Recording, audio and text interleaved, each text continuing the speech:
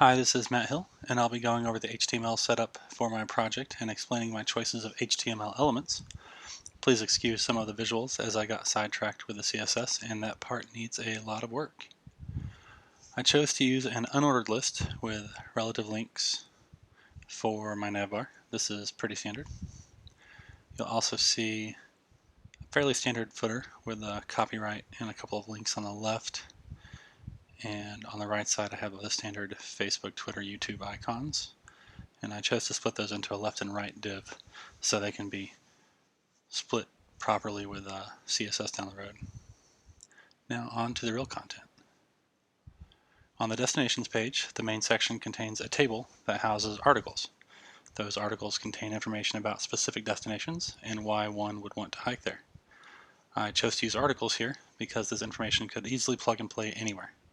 You will also see each article has an absolute length that will take you to Google Maps of the hiking location. And for now, this is what the page looks like. I need to add some background color behind the text, and I need to crop the images properly. Otherwise, I like where it's going. This is how the Google Maps link works. It's a nice little feature, not hard to do. On the events page, the main section contains a defined list. I opted away from my original choice after getting feedback from my instructor and really digging into the content of our JSON object. These events are very spread out and would not look good on a standard calendar setup, but I wanted an easy way to show the hierarchy of information, and the defined list does exactly that. I threw in the upcoming events header, which is not in the correct font right now. I'm still wrestling with Adobe Typekit on this one. You can see the clear order of events due to some repetition here, and the hierarchy of information is handled by progressive header tags. You can go back and see the H2 through H5 there. And I struggled with the CSS to show a gap between the events, but that'll be handled this coming week. Finally, the connect page. This received an overhaul based on feedback as well.